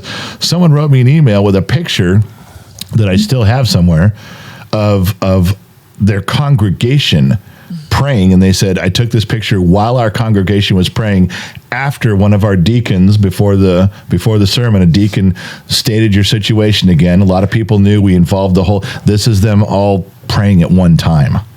And I was like, wow, I mean, where 2 or more are gathered. Yeah. And so now I'm starting to go, all right, maybe I need to be a little more attentive to this. It's not a fly by night. It really was like Damon said, it turned out to be thousands and prayer chains and prayer warriors, and they just kept coming in, and it was people that they didn't really want to be known for who they were. You don't got to know where I am and my name and stuff. Just know that this is what I'm doing. Yeah, those were pretty real. We were praying in the evenings with our kids when something was going on. Like if he knew it was, and I didn't know you guys at that point, but it's like I knew what the importance was of not just a life, but the fact that you guys were family. Like, because it's polar opposite of how I grew up. So it was kind of like, okay, this is somebody who means. But also you went through this with your mom. Yeah. And so it kind of. It touched me a lot, because it's like I tear up because I think of not only what you went through, but, having gone through it as watching my mom go through it, but not survive it. So. Yeah. It's a big complicated mess when you try to unpack all of that.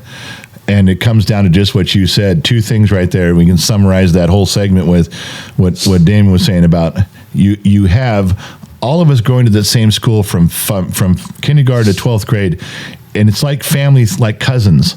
You see each other all the time, and sometimes you guys are involved in. We bump into each other all over town because it wasn't a big area we lived in. So our families knew each other. We knew each other. We kept shifting classrooms. 3rd, 4th, 5th grade. So we all knew each other like a family, an extended family. And then what Marcy just said. Now you're involved in something with a family member, like that someone you've already gone through this before. Some people had, and it's like, here we go again. And now you feel like you're in that fight all over again. Your emotions get tied up because you just lost your mom or your dad or your grandfather, and so you've already got all those feelings ready to go. Yeah, what it's prepackaged, and then when somebody close. Now it brings it all back up again. It was quite an event. I will say that for sure. I want to talk about a couple things that came to mind about it wasn't all perfect. Remember, it wasn't all perfect. I started kind of losing my hair, or at least it loosening. Yeah. Because I remember Connie telling me that some of my hair was coming off on the sheets of the bed. But I was determined I had my hair up in a ponytail because it was long. I was determined to go home. Yeah. After this, you weren't going home bald. I wasn't going home bald to the kids, no. Is what I said. So that's one thing. The other thing is that with all the loss of the platelets and everything, your body just goes through all this stuff. I was lacking in potassium. Do you remember that? The potassium situation. And a new nurse had come in I had never seen before. Should I put the camera on Damon so when you tell the story, we can get his facial response? Because when he hears he's going to die. As soon as you said potassium, I grimaced. So I started getting sores from chemo and everything. I had it down my throat. They said they probably had it into my stomach because eating started to be a problem. Very painful. They were black spots too. There was some. That's when the internal bleeding started. I had internal bleeding. Yeah. I had I always said it was kind of like a worm on my tongue. I had like blood, and I had a bloody nose. It came out of my ears, everything. Anyways, my potassium level went low, and I think at this time I was starting to come up a little bit, and the nurse came in and said, your potassium's low, you need to take this. What was it? Oh, hold on. It was liquid. I had no idea how to take it. She gave it to me straight. Oh. In a little cup, like a shot glass. In a shot glass. So gnarly. And I took that, and I thought my throat was just I thought it burned. Ripped. Yeah. And it felt like it was bleeding, and I just cried. I looked at Connie going, I can't even speak at this moment. It burned. I found out later that she was supposed to mix that with apple juice or some sort of juice. I wasn't supposed to take it like that. And my throat it was already compromised. It felt like it burned my throat. And then they have that, and it was like starting all over again. And I never saw that nurse again. I don't know if Connie did or you. I did. Connie ripped him up, and then she called me, and I drove over there, kicking in the doors, and I was so mad. And I said, I want to talk to this woman right now. And they said, we fired her. She's gone. Yeah, they go, you can't make a mistake like that. Right. But even when it's in and diluted with juice it's still nasty. It was awful tasting. I will tell you, to this day, we can be out eating at a restaurant, and all of a sudden she's doing this, and I go, what? She goes, that spot, there's one spot that never fully healed, like it's scar and tissue. She can still sit there, and it doesn't happen all the time. It's gotten better over the years, but it'll still catch her, and all of a sudden she'll be sitting there going, it's that thing in my throat, and and sometimes it doesn't go away for a while because now she's irritated it.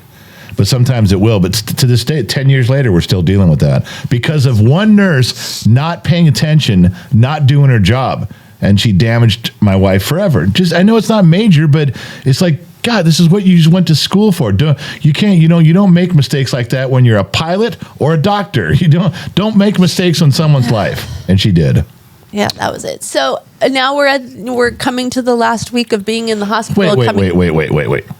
You were doing this. I've got something that can heal that up. You do? I do. 10 years. I do. Because as you're talking and I'm talking, I know, she's over there. She's holding up her hand, going like looking at. I'm like, and then then you started talking. Wait, no, back up a second. I'm like crying, going. This is. Well, first of all, what is it? Do we know what it is in her throat? doesn't necessarily matter what it is, but I've got something that we can do that will actually able to soothe that and heal it up. It actually heals the esophagus. Is it scar tissue? It's something like that. Is It's it like an open wound that it's always... It's like an extra caustic. sensitive skin. You know how like if you've gotten fiberglass in your skin? Oh, yeah. So it's going to be something similar to that, but to the extreme. And I've got something that will actually go in and actually heal the tissue. or burn the roof of your mouth with hot scalding, Yeah. water or something like that. Yeah. Yeah. Oh my God. After 10 years. I can't believe we're just finding about this. Well, I didn't know about it's this. Our fault. We didn't tell her. I didn't know about this. Yeah, because I've just learned to live with it. It's just part of... And this is where I get so frustrated. Like, you should never have to learn to live with something like that. I know, but I just But never... we figured, what are you going to do? We, again, dumb, basic brains. I'm thinking that it was something when she said, it feels like scar tissue. When I swallow, I can just, it's always there. I live with it. I went, all right, well, because what do you live with scar tissue? You just do. So I got it. Well, if it was truly scar tissue, it would be numb. There would be no feeling. Oh. So it's an extra sensitive, something like, it's almost like the layer got taken off. So it's now the nerve endings are super sensitive. So we've got to go and heal that epithelial layer, that cell layer. And so we can, as soon as we're done here, I'll get on that. I can't believe it. Well, it's our fault. We never said it. I didn't. But you never know until we have these conversations. No, All no, right, no. So now we're at the end of we're coming to like the last week of the 30-day. I'm still in the hospital. This is still like just week your first 3. run through. Yeah, and the other problem that we had was I couldn't see the kids because I was immune compromised, and they were in school. They couldn't come see me because they didn't want me to get. Well, they're going to sick. bring one kid's going to bring home every disease from all 30 kids that he was around. So yeah, I get that. So we FaceTimed a couple times, but it broke my heart even to see them on FaceTime. Remember? Yeah, And most of the time, I would sit there and cry because I missed them so much. I know. So, anyways, we're coming up to. I was starting to get better, and it was time to do the next biopsy. Is where we're at. Right. So I had to. They did it on my other hip. Dr. Wynn did it in the hospital, in my bed, in my room. And again, it was a waiting period. We had to wait 24 hours for the results of the biopsy. And we had no idea. We had to see if it was going to be clear or not. Yeah, he pretty much said it would be, but he says, this is he was very clear. He says, when you get the first round of chemo, he goes, it's going to come up clear. Everybody's usually does. And then we begin to fight and we look and we go. What he also told me off to the side was, he goes, if we do 30 days of chemo and it comes up, we have a problem, then we can't fix it.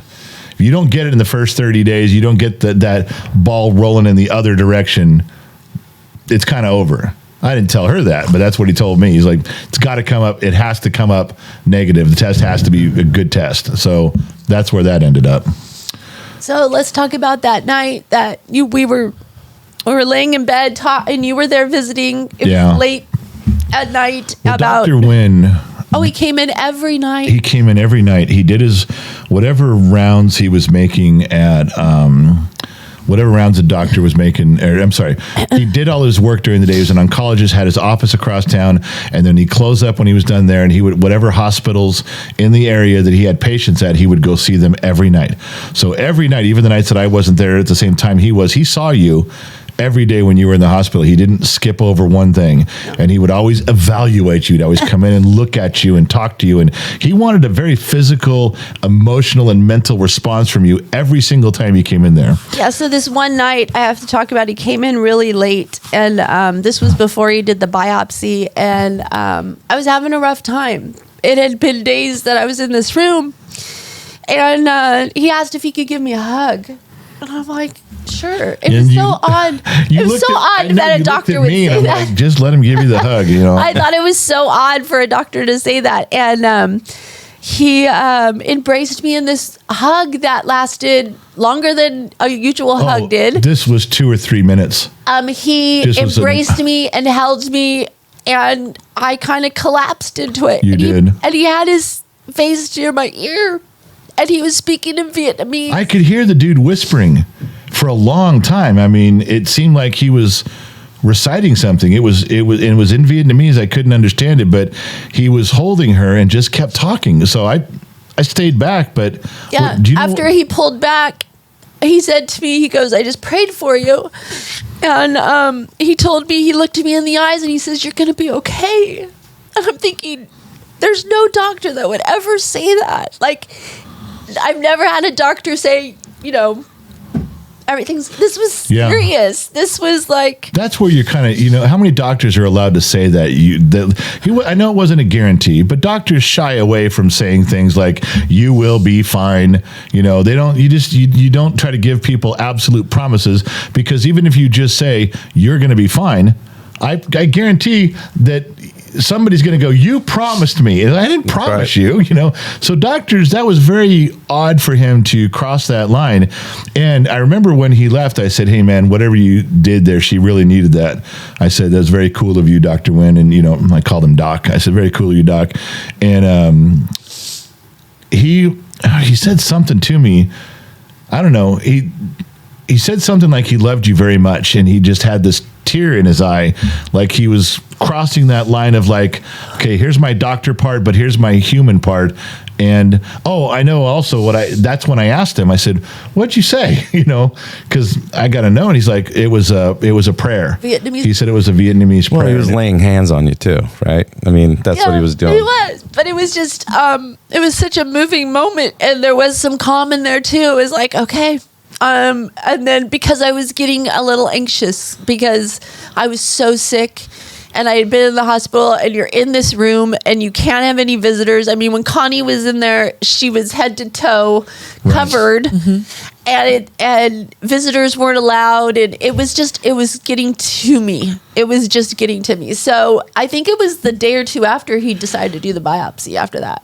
Yeah, so do you want to go to the part where he came back that night? Is that the next one? Let's do that. I'll put the, for those of you watching this as a video, I'll put the camera on all four of us now, just so you can get the reaction and to part of the story. So remember, Dr. Wynn came in every night to the hospital, check on my wife.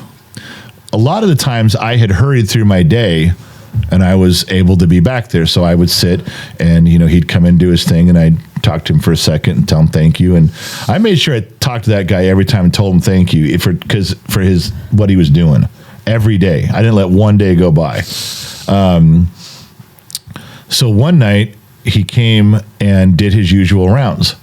I guess around 6:30 or 7 o'clock, did his thing. And so he leaves, and then I'm sitting there. Now, this particular night, for some reason, I was able to stay later. I don't know if somebody had come over to the house to help with the kids. I just remember I didn't have to get right back that night to them. So I want to say, was it about 9:30? Late. 10 o'clock, or maybe even a little after. All of a sudden, I'm sitting there in the chair, and the door opens, and he walked back in. Now, he's never walked back in. He's never come back once he does his rounds and says, "Okay, I've checked everything." So he comes back in, and my heart sank. I knew something was wrong. There's no way this dude drove all the way across town at 10 o'clock at night. You know, if it was good news, he could have called. He just called me and said, "Hey, got some good news, by the way. I don't want to drive across town, but here's some good news." That would have been simple. That dude drove over here. Remember, he was the dude who delivers everything to you in person, in your face, and watches your reaction. So I know it's not going to be good. I knew when he came back. And he went over to you, and he didn't get real close to you this time. He was about 3 feet from the bed, but he was definitely over near you, not near me. And he starts talking, and I stood up from the chair, and I kind of walked over, and I'm like, "All right, you know, spit it out, man. Let's just tell me what's going on." Because I hate when doctors like give you a monologue before, like, just tell me what we're doing here. And so he kind of goes back in the story, and he says, "Remember when all of this started, and along the way of discussion and explaining stuff to you, I told you everybody has abnormal cell groups. I told you that's in everybody's body." I said, "Yeah, Doc, I got you. The 3 cell groups that turned cancerous and the 3 black grains of sand, and I got it. Now that we're done with the 30 days of chemo and things are recovering, you're watching real close. Okay, 3 clusters, got it. What did you?" He goes, "Well, I had a problem." He told me I had a problem with the results of, it was either the biopsy or the blood work. I forget which one he said. He goes, and I'd sent it out and got it back.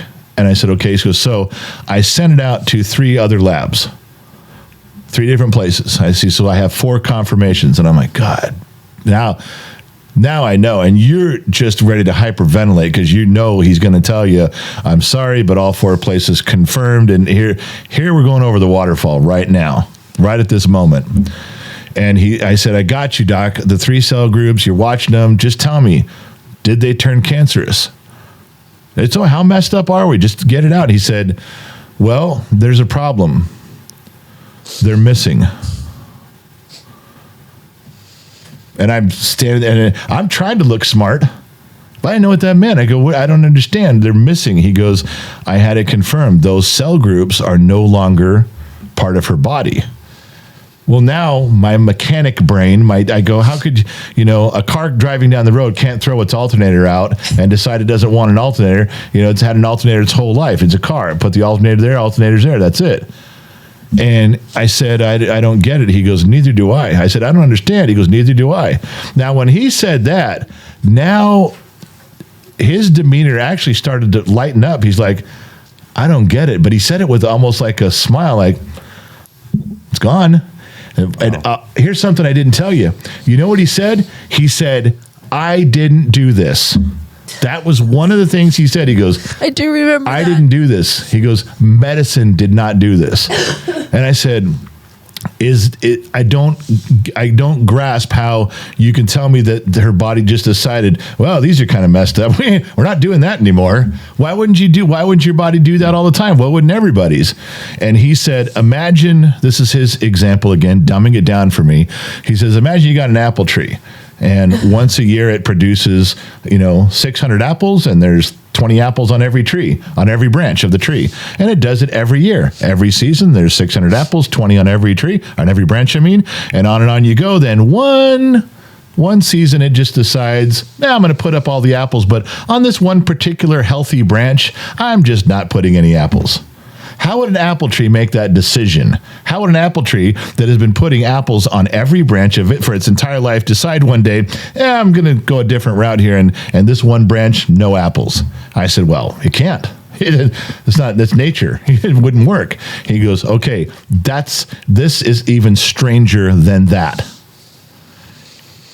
And I said, I remember she was still holding her breath, kind of like you are right now with your hand over your mouth. He's talking, and I stopped him. I said, okay, before we go any further, and I said this out loud, I go, well, this is a good thing, right? we're on the path of, we're not like, oh my God, they're going to come back. Now there's going to be 6 cell groups instead of 3, and they're all 6 are bad. He goes, no. He goes, okay, well, you didn't really say where we were going with this. And he also said leukemia is not curable. Remember, he kept saying it's not curable. Can only go into remission. I hated him. I hated with that discussion, and we actually laughed about that because the way, I'll get to that on how he explained it to me. But he said this is a good thing. He goes, I don't know how this happened, but I promise you, it was not medicine that had anything to do with this. He goes, and he even knew then. He goes, you're going to get some phone calls on this. I was like, all right. Well, so he leaves. He hugged you, shook my hand. We talked for a minute, and he walked out. That dude was walking 5 inches taller than he'd ever been. He was so happy. He was so proud to be part of that moment. He was just, I'd never seen him act that way. He'd never really had much emotion up until then, but he really started to have emotions and connect with you. And this was one of many, but this moment, he just delivered this news in person, middle of the night, and I think he was happy that I didn't understand. He's like, you don't have to, because he didn't come out and say that time that it was God. He did later on, after all this is over. I said, Dr. Wynn, and he goes, God's hand did that. Right. He goes, there's no other explanation. There's no medicine. There's no surgery. Man did not do this. So I think he was glad I didn't try to equate it and put 2 + 2 is 4 is 6 is 9. I didn't do that because he looked at me like, it's God. You're not going to be able to. But he didn't say it till later. And we lost track of the miracle count. But actually, I'm keeping a miracle count. I'm literally keeping a miracle count with the little tallies right now, and we're already up to 8. I will tell you a side story that I've only told one other time, and I may not get the timeline right, but sometime either right after this or maybe it was a month or two later, I was working in the shop and doing some stuff, and I walked up, and I'd already mentioned that I had worked on doctors' cars and things. A lot of friends of, they were, and so these two guys were up front at the counter, and I said, "Hey man, I'll be up there in a second." Take your time. So I did my stuff, and I walked up, and they were talking with each other.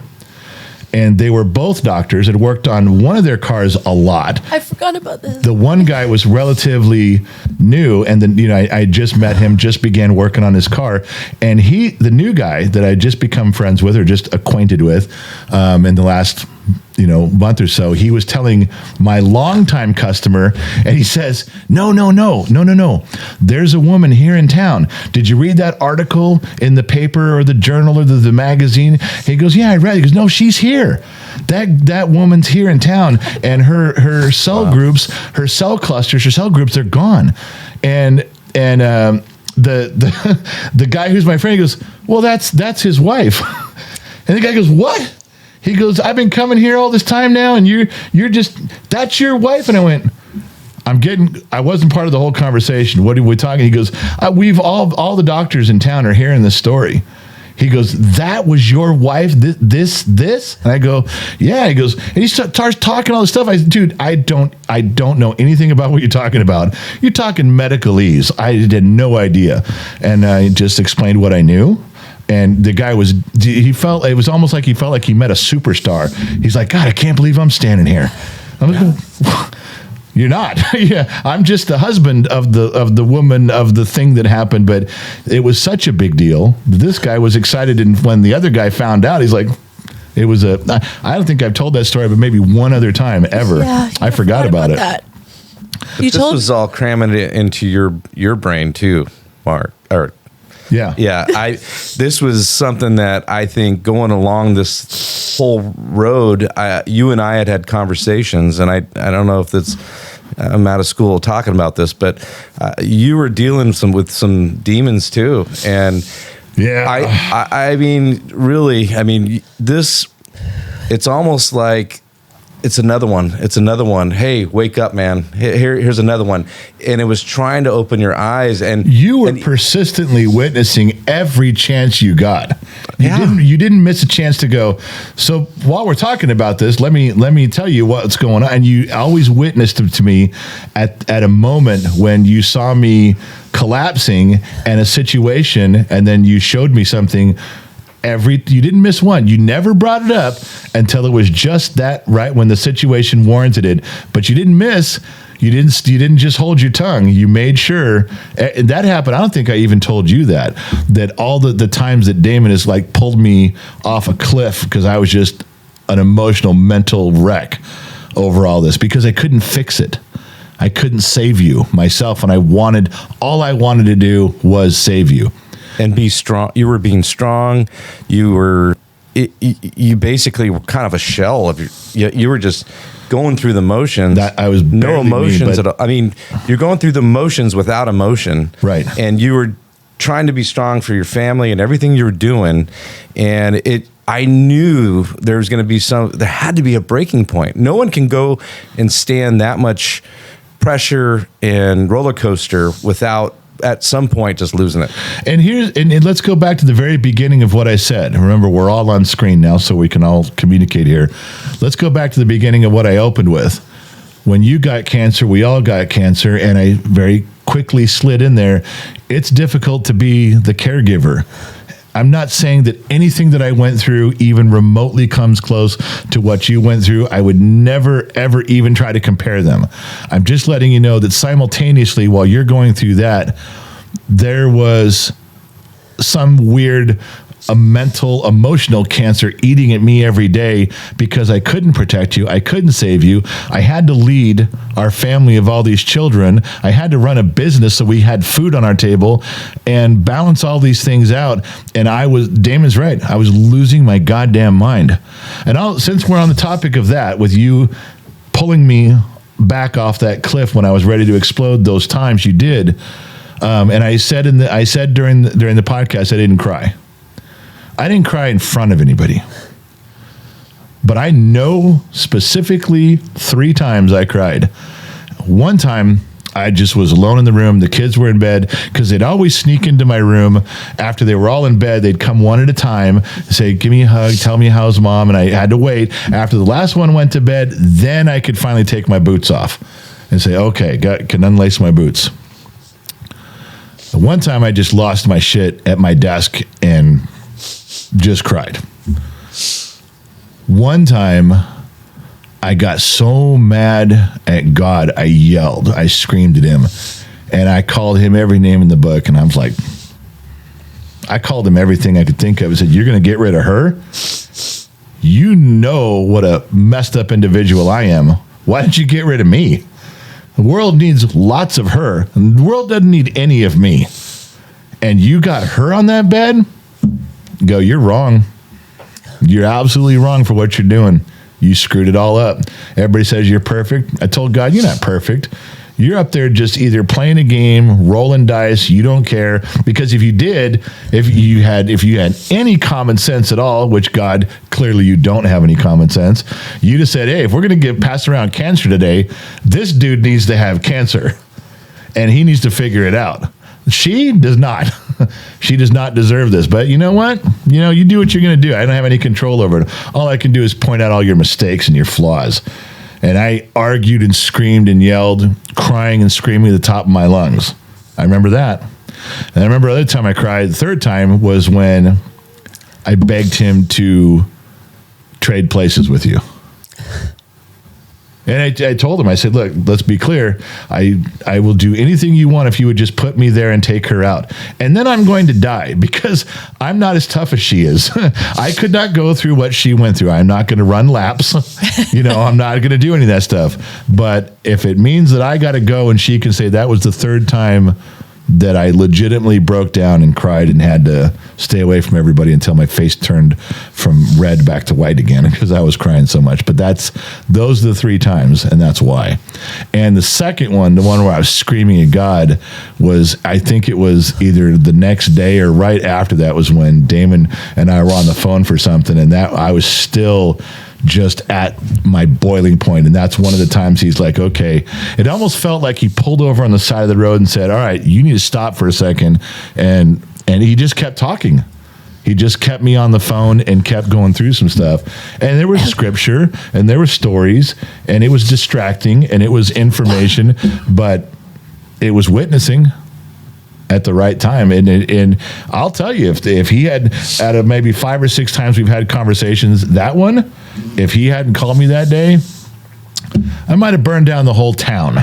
I was so upset. So sorry, I didn't mean to sidetrack your thing right there. But God knows what he's doing. Like, he knows what he's doing, because look where everything is now. It's like, hindsight's always 20/20, and it's easy to say that on this end of it, but he knows what he's doing. And it's like, when we go in and question it, it's such a pinhole viewpoint where he sees the 30,000 foot view.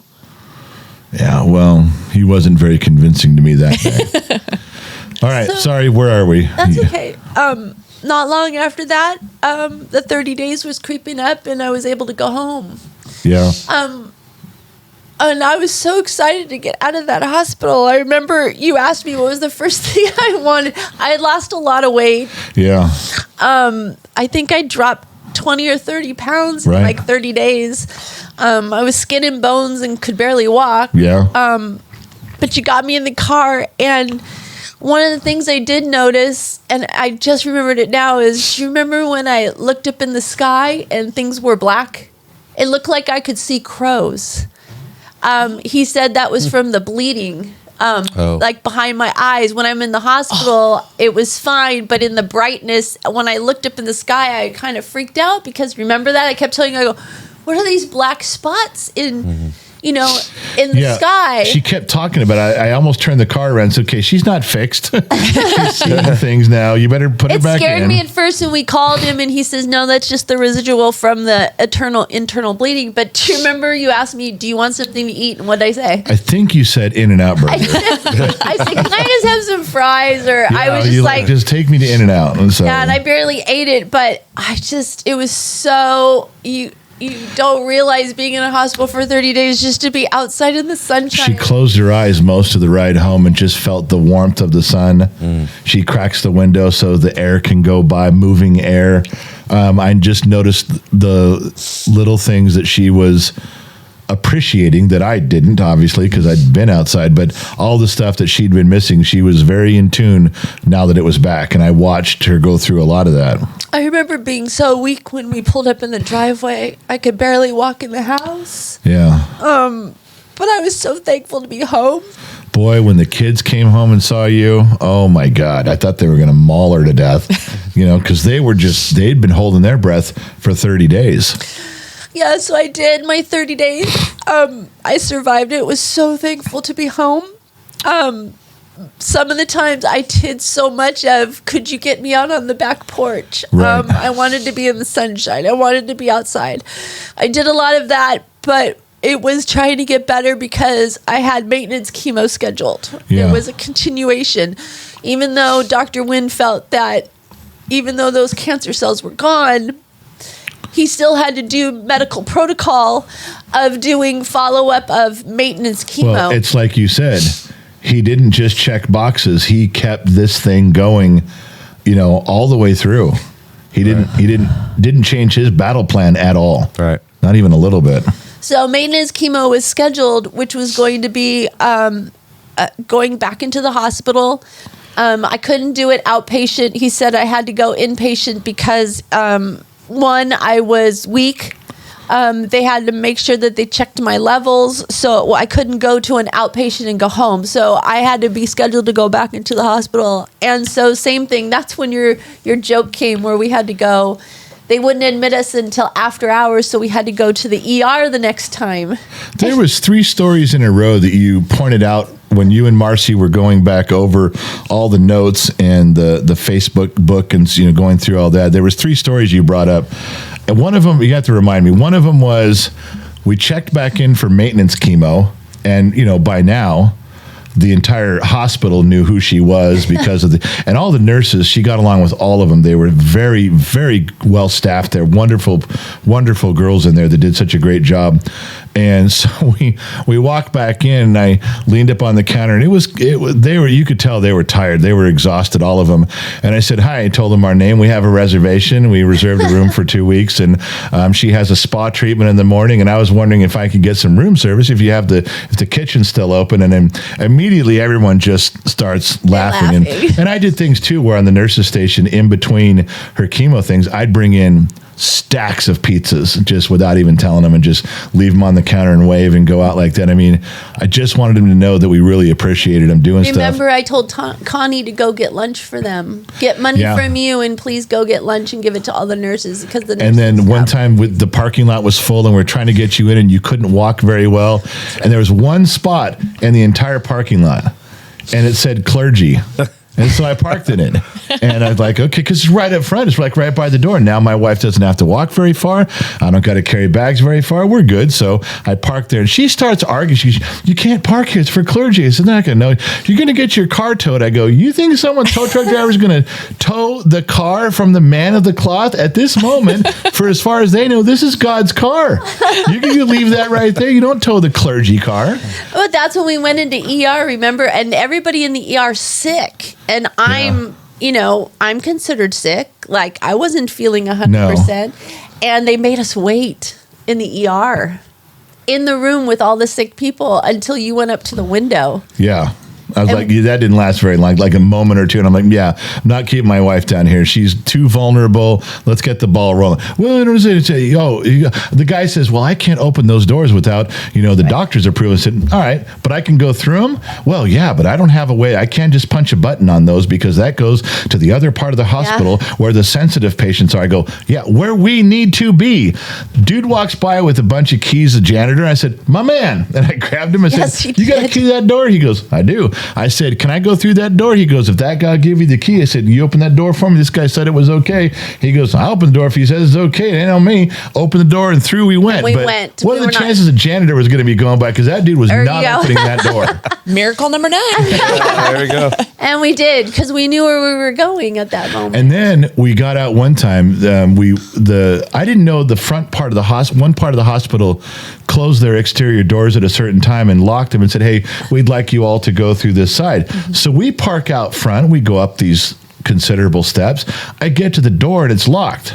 And there's double doors. I'm like, what the? And then she's going, well, we're going to have to get back in the car. I said, wait a second. So I'm banging on the hospital doors hard as I can.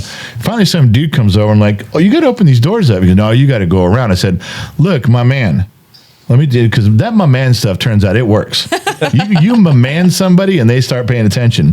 So it was a security guard. I said, look, dude, we're checking in. We got bags, she still got her bracelet from last time. I said, you really going to make this sick woman walk all the way around? And he goes, well, I was assuming you were going to drive her. I said, oh, no, you leave her here and she will probably black out because I am not driving. In fact, I'm leaving. So you want her on your hands?